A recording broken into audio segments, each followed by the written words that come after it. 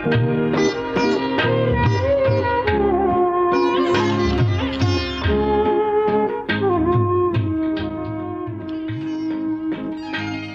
मेरे परमेश्वर, जो वचन तूने अपने दास को दिया है उसे स्मरण कर, क्योंकि तूने मुझे आशा दी है।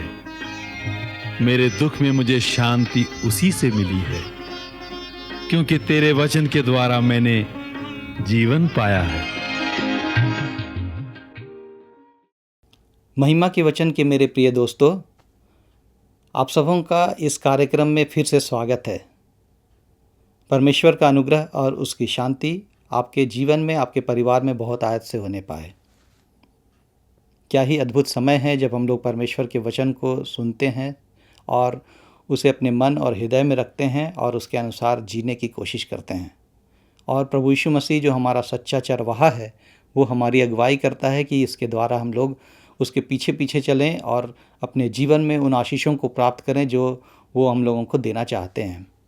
मेरे प्रियो, आज हम लोग फिर से दूसरे धन्य वचन पर विचार करेंगे और वो ये है धन्य शोक, जिसमें प्रभु यीशु मसीह ने मत्ती अध्याय 5 और उसके 4 वचन में कहा, धन्य है वे जो शोक करते हैं, क्योंकि वे शांति पाएंगे।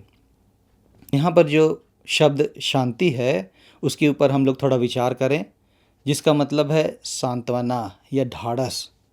और अगर हम लोगों को ढाढ़स कहीं से मिलता है, शांति मिलती है, तो हम लोग आत्मिक रीति से, मानसिक रीति से और अपने अंदर में एक मजबूती और दृढ़ता को महसूस करते हैं। प्रभु यीशु मसीह हम लोगों को वही दृढ़ता, वही सांत्वना, वो शांति हम लोगों को देना चाहता है, जिसके द्वारा हम लोग अपने शोक में, अपने दुख में, अपने पीड़ा के जीवन में हम लोग जयवंत हो सकें, सच्ची शांति प्राप्त कर सकें। इसलिए प्रभु यीशु मसीह ने कहा, धन्य हैं वे जो शोक करते हैं, क्योंकि वे शांति पाएंगे।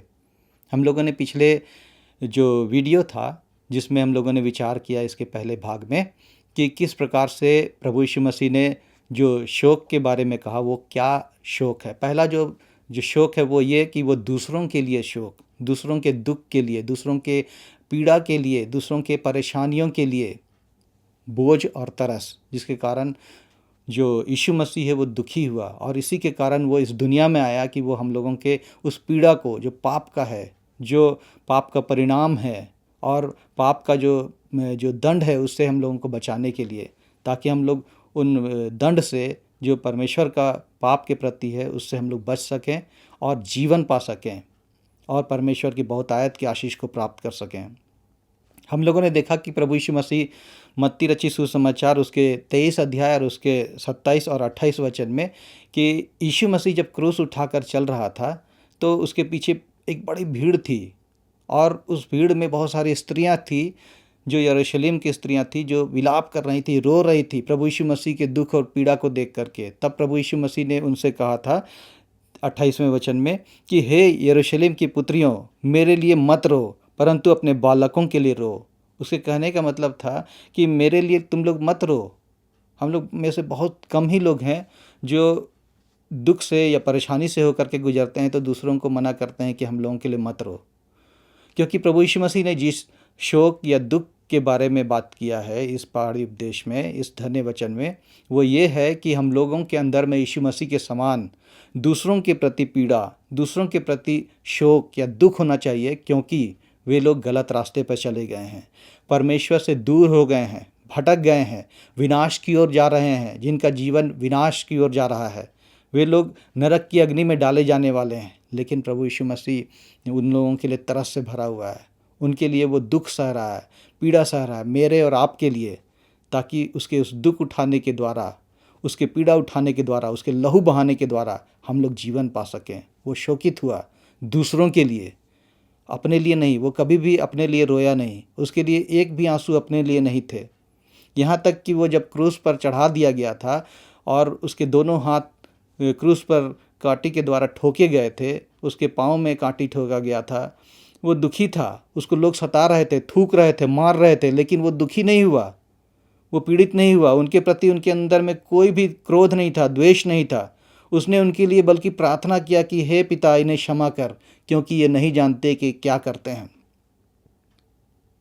बहुत ही अद्भुत हमारा प्रभु हमारा मार्गदर्शक है, जिसके नक्शे कदम पर हम लोगों को चलना है। और वो हम लोगों को अपने जीवन के द्वारा दिखाता है कि ये जो धन्य शोक है क्या है। सबसे पहली बात कि हम लोग दूसरों के लिए दुखी हों, दूसरों के पाप के लिए दुखी हों। और उसका कहने का तात्पर्य था कि अपने बालकों के लिए रो।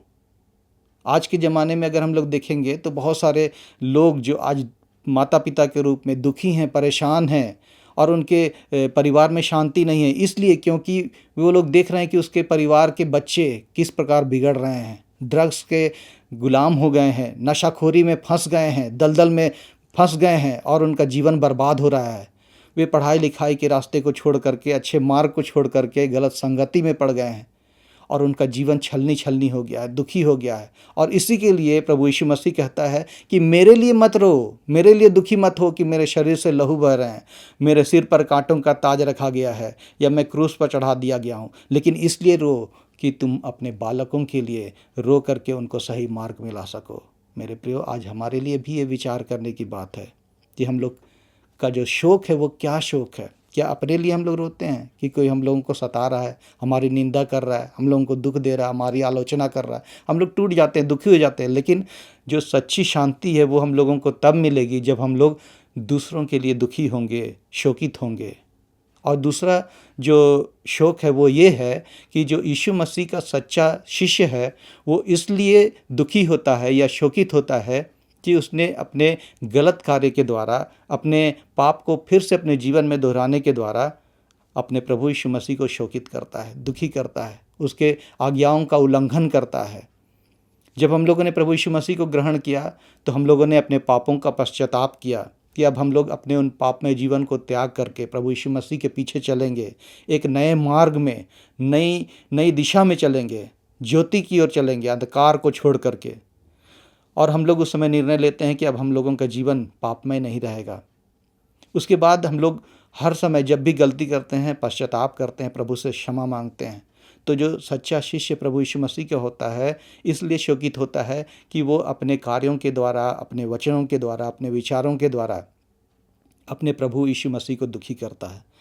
तो हमारे लिए शोक इस बात के लिए होना चाहिए कि हम लोग अपने प्रभु के पास में आए कि खेदित होकर के कि प्रभु हमें माफ़ कर दीजिए, हमें क्षमा कर दीजिए कि हम लोगों ने गलत किया है।